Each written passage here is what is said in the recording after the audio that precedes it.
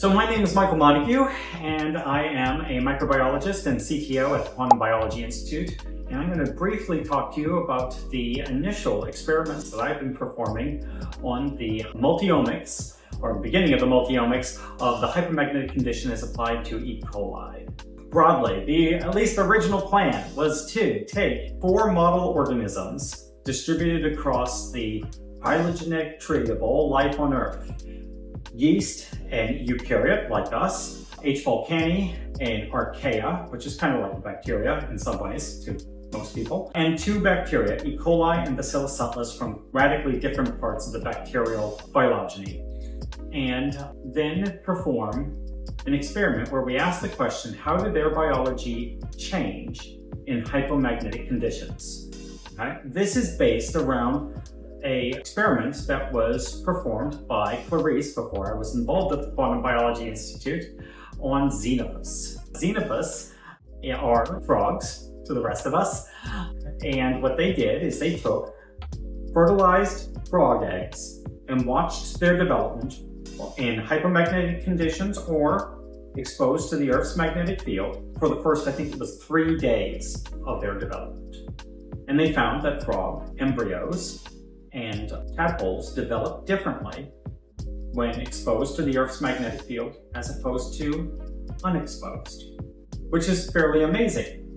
And this is in many ways the most simple and straightforward experiment that one could imagine looking at the effects of magnetic fields on life.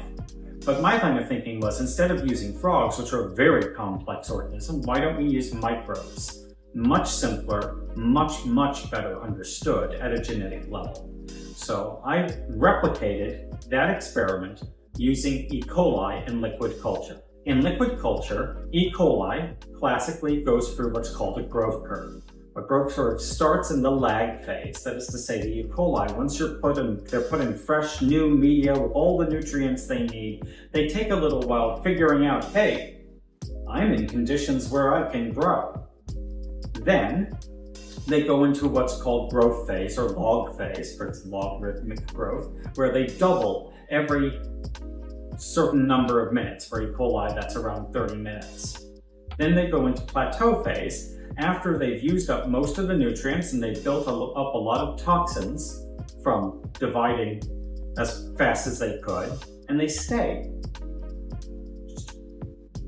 at that level, not growing further, but not dead. And then if you wait long enough, they start to die off because the toxins start to take their toll. What I found was that E. coli, when grown in hypomagnetic conditions, stay in their lag phase just a little bit longer.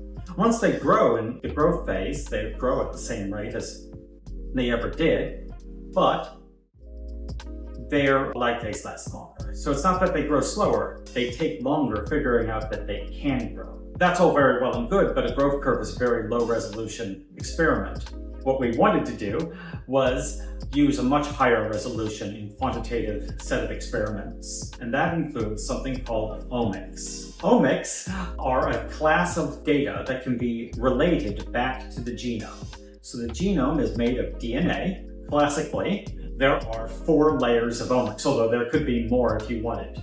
There's the DNA level omics, that's genomics, and that involves the actual state of the gene for all of the genes of an organism on the DNA itself. That might include mutations, that might include epigenetic modifications, that might include any number of things. Then there's transcriptomics. Transcriptomics is the transfer, or transcription rather, of the DNA into a similar molecule, RNA, which is a sort of intermediate form of the gene as it is activated to become something. Then there's proteomics. Almost all, but not quite all, genes use the RNA to become proteins, or to pattern the creation of proteins, I should say. Those proteins are generally the form of the gene that actually goes out and does something. It catalyzes one molecule into another molecule, it polymerizes molecules, it does things. And then those things, are metabolic products, and that's metabolomics. So the full suite is sometimes referred to as multi-omics. Multi-omics is a very powerful tool because each layer of data grants you context on the other layers of data. And with all of that context, you can start to build up a huge amount of information of what's going on, especially if you compare, say, E. coli in normal conditions versus hypomagnetic conditions. So E. coli in normal conditions versus hypomagnetic conditions. For example, we found that certain genes involving central carbon metabolism and sulfur metabolism in E. coli, were upregulated in the hypomagnetic condition. The logical thing now is to do a metabolomics screen and ask, well, which sugars are building up or depleted in the hypomagnetic condition, that's central carbon metabolism? Which sulfur products are building up or depleted in the hypomagnetic condition compared to the non-hypomagnetic condition?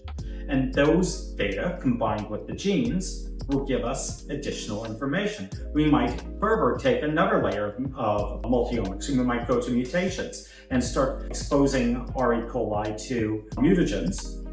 Ask what genes mutate to adapt the E. coli to the hypomagnetic condition better.